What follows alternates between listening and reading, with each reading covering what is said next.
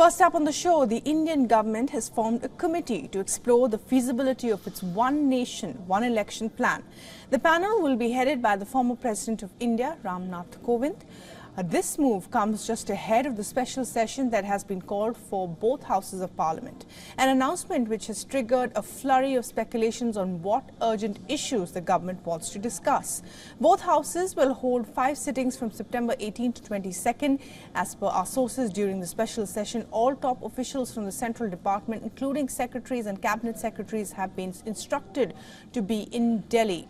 No secretary could leave Delhi without Prime Minister's the office permission, and there is a suspense over the agenda of the session which has not been disclosed yet. Talking about the key reforms that could be introduced, we start with one nation, one election. In talks for a long time, the government wants to hold elections for all the state assemblies and the parliament together.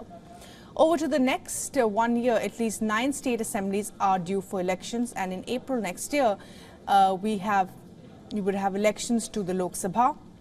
By bringing a one nation, one election reform, the government wants to club these 9 elections together. Ahead of the state elections, the government has announced that the price of 19 kilograms of commercial LPG cylinders are further slashed. The prices have come down from rupees 1522 after a reduction of 157 rupees. The new prices will come into effect from today. This comes just 2 days after the prices were slashed for 14 kgs of LPG cylinders as well. Prices for these cylinders were reduced by 200 rupees. Another key reform to look for in this session may be the Uniform Civil Code.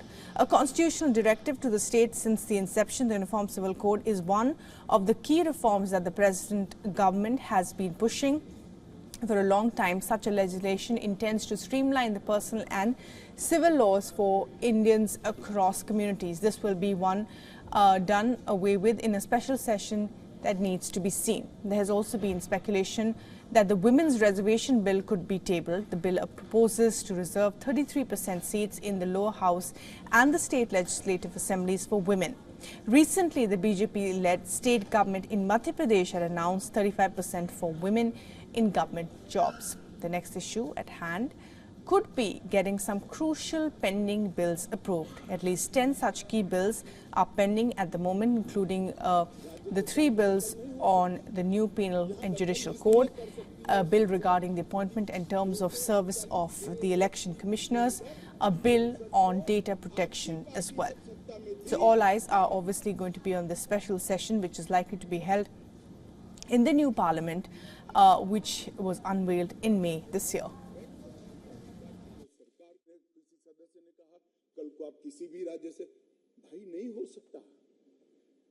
राज्य के काम में दखल नहीं हो सकती यहाँ दखल इसलिए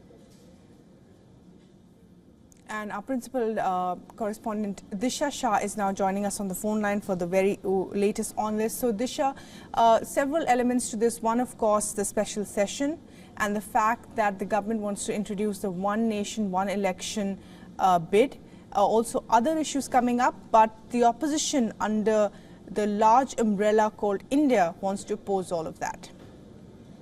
Well, definitely. In fact, the centre has announced a special session of the parliament that will take place this month for the period of 5 days from September 18 to 22nd this year. And this sudden announcement has created a lot of uproar amongst the opposition parties who are having simultaneous meeting of India bloc in India's financial capital city, Mumbai.